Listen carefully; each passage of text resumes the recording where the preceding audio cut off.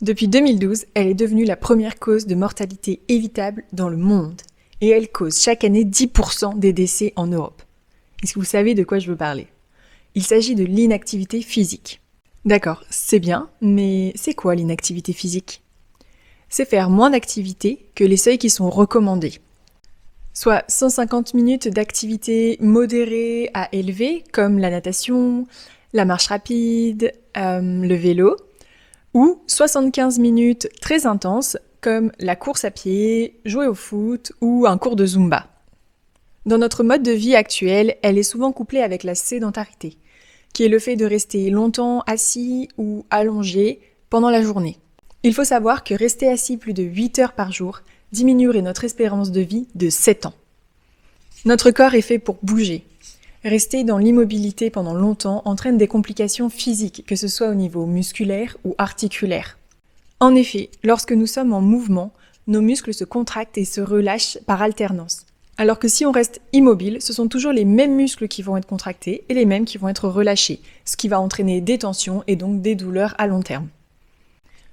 De plus, d'un point de vue métabolique, si on ne fait rien, notre corps ne va pas être en train de puiser dans les graisses et dans les sucres pour nous permettre de fonctionner. Ce qui a diverses conséquences, comme de la prise de poids, des maladies chroniques ou des maladies cardiovasculaires. On a bien compris, le plus grave, c'est de cumuler les deux, sédentarité et inactivité physique. À l'inverse, quels sont les bienfaits de l'activité physique? Alors déjà, comme j'en ai parlé dans cette vidéo, cela permet un regain d'énergie grâce à la production d'endorphines. Contrairement à ce que l'on pense, quand on fait du sport, on retrouve de l'énergie. Avec la régularité, on augmente nos capacités cardio-respiratoires et musculaires.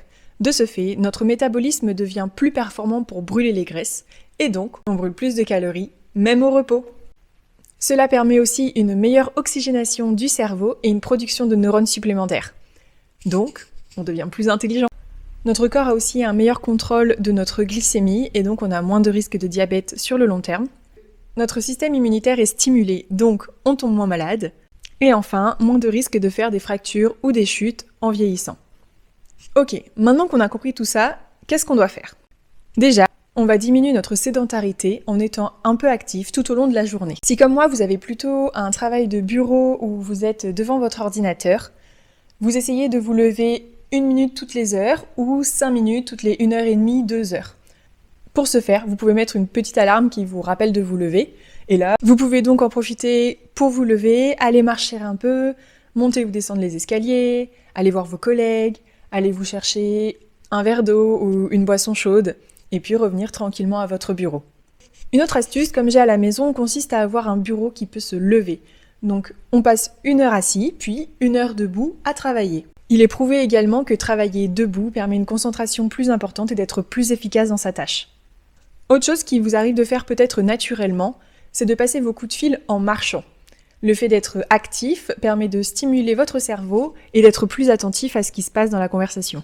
Toutes ces petites actions permettent de diminuer, voire carrément d'effacer, les risques qui sont liés à cette sédentarité. Pour bien faire, on conjugue cela avec la pratique d'une activité physique régulière. Cela va permettre de prévenir l'apparition d'une maladie chronique ou cardiovasculaire. Alors attention, je ne parle pas forcément d'aller faire du sport en salle si c'est pas ce qui vous branche. Ça peut être faire du jardinage à la maison, bricoler, faire ses déplacements à vélo ou à pied, faire une partie de Just Dance avec la famille. Je vous promets que c'est très cardio. En tout cas, le tout est d'y prendre plaisir et de réussir à l'intégrer dans son quotidien. Pensez bien également que Rome ne s'est pas construite en un jour. Allez-y progressivement.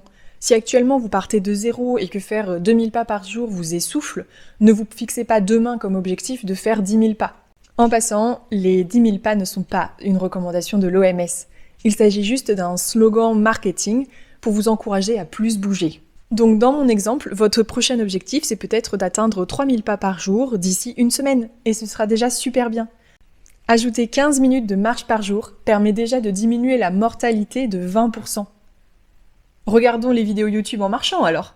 Voilà, vous avez quelques clés en main maintenant pour vieillir en meilleure forme. Je serais curieuse de savoir quelles sont les prochaines actions que vous allez mettre en place.